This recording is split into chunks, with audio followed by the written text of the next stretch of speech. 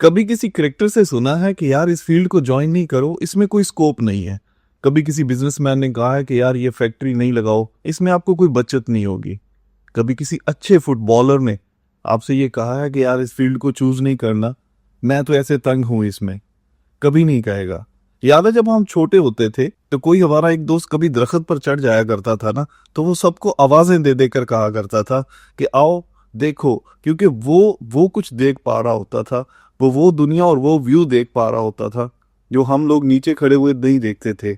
इसलिए वो हम सबको इनवाइट करता था कि आओ ऊपर देखो, मैं क्या कुछ देख पा रहा हूँ।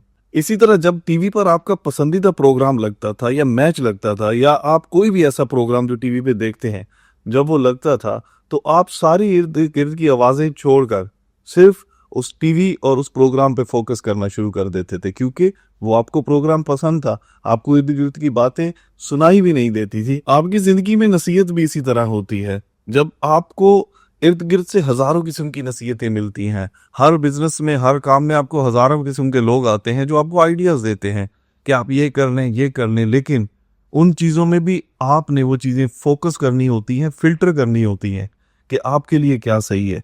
आपको मशवरे तो हर इंसान दे रहा है, लेकिन कभी आपने ये भी सोचना होगा बैठ के कि ये चीजें मेरे लिए फायदेमंद है या नहीं। मैंने किस चीज पे काम करना है, मैंने किस चीज को फिल्टर करना है। तो इसलिए सब बंदे अपनी अपनी एडवाइजेस देते हैं। कोई बिजनेसमैन, कोई क्रिकेटर, कोई खिलाड़ी आपको ये नहीं कहेगा कि यार मैं इस चीज से सेटिस्फाइड नहीं हूं या मैं इस चीज से बहुत सेटिस्फाइड हूं। आपने अपना मुस्तकबिल, अपनी चीजें खुद देखनी है। आपने देखा होगा या सुना होगा, या चलो मैं सुना देता हूं कि इंडिया में जिस शख्स को कौन बनेगा करोड़पति में 1 करोड़ का इनाम लगा था ना, वो 2 साल के बाद दोबारा अपना वही काम कर रहा था, क्योंकि पैसा आना और पैसे को मैनेज करना ये बड़ी अलग अलग चीजें होती हैं। अब मैं इस बात को जोड़ूंगा वही नसीहत वाली बात से कि कैसे सब लोग आपको नसीहत तो करते हैं, लेकिन जो सोचना है, जो चीजें फिल्टर करनी है, वो आपने करनी है। उस शख्स को कौन बनेगा करोड़पति में इनाम मिलता है, लेकिन उसको मैनेज करना नहीं आता।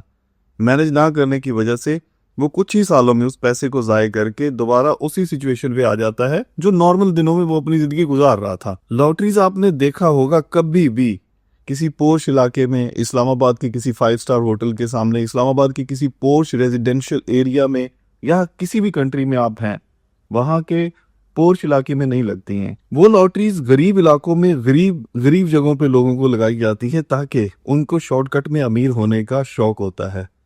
वो चाहते हैं कि जल्द से जल्द अमीर हो जाएं, जबकि बहुत अमीर लोग और बिजनेसमैन लोग इन चीजों में इंटरेस्ट नहीं रखते हैं।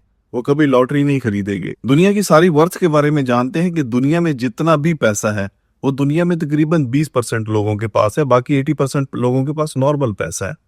लेकिन कहा जाता है कि अगर वो सारा पैसा दोबारा से सब लोगों में डिवाइड कर दिया जाए ना, तो कुछ सालों के बाद वो पैसा दोबारा उन्हीं लोगों के पास चला जाएगा। क्यों?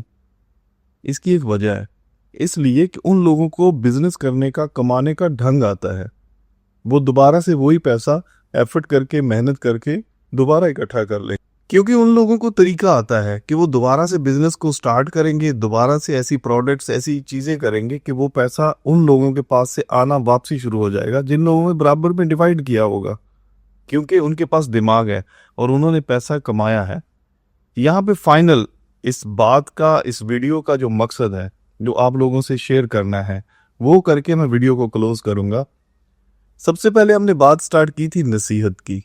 नसीहत जो होती है वो सबकी सुने, सबको देखें कि कौन बंदा आपके बारे में क्या कह रहा है, लेकिन उनको फिल्टर करें कि ये चीजें आपके करने की हैं भी या नहीं। फॉर एग्जाम्पल, आप किसी बंदे से पूछते हैं कि यार मैंने बिजनेस स्टार्ट करना है, आपके पास पैसे हैं 2 लाख, 3 लाख, 4 लाख, 10 लाख, जितने भी पैसे हैं आप जमा करके एक इंसान से पूछते हैं कि मैंने बिजनेस करना है। अगर वो कार मैकेनिक है तो वो आपको कहेगा कि यार कार मैकेनिक का काम शुरू कर लो, ये ठीक है, क्योंकि वो उसको समझ आ रहा होता है। किसी बंदे का होटल है तो वो कहेगा कि यार होटल का बिजनेस स्टार्ट कर लो। किसी बंदे के पास गाड़ियां हैं तो वो आपको गाड़ियों का मशवरा देगा। लेकिन सबसे पहले आपने खुद देखना है कि मेरा दिमाग क्या कहता है, मैं क्या कर सकता हूँ, मेरा इंटरेस्ट किस चीज में है, मैं उस पैसे को कैसे सुपरवाइज कर सकता हूँ, कैसे उस पर अपनी नजर रख सकता हूँ। इसलिए एडवाइजेस आपको हर तरफ से मिलेंगे, हर इंसान देगा, लेकिन उन एडवाइजेस को कैसे फिल्टर करना है ये आपने देखना है। दूसरी बात, इन एडवाइजेस को फिल्टर करने के बाद आती है बात मैनेजमेंट की और चीजों को मैनेज करने की। ऑरल ऑफ द स्टोरी ये है कि एक तो जो भी आपको मशवरे, जो भी नसीहतें आपको मिलती हैं, वो अपने तरीके से देखें। आपने क्या करना है, आप ठीक से क्या कर सकते हैं, वो चीजें।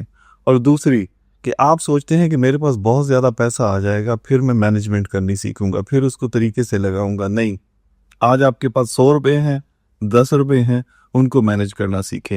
ये मैंने अपनी जिंदगी से सीखा है कि अगर आपके पास 10 या 100 रुपए है ना, उसको मैनेज करना सीखें, फिर आप 10 करोड़ या 10 लाख को भी मैनेज करना सीख जाएंगे और वो तभी आपके पास आएगा।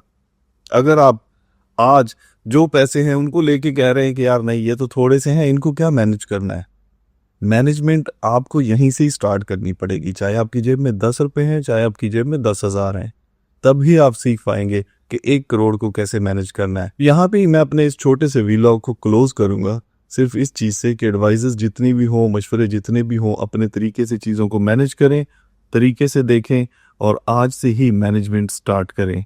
मैं आपसे ये नहीं कहूँगा चैनल सब्सक्राइब करें, ऐसा वैसा। अगर आपको वीडियोस अच्छी लगती है, आप देखते हैं, देन सब्सक्राइब करें, नहीं तो आपसे कोई गिला नहीं है, क्योंकि हमने आपको बताना है।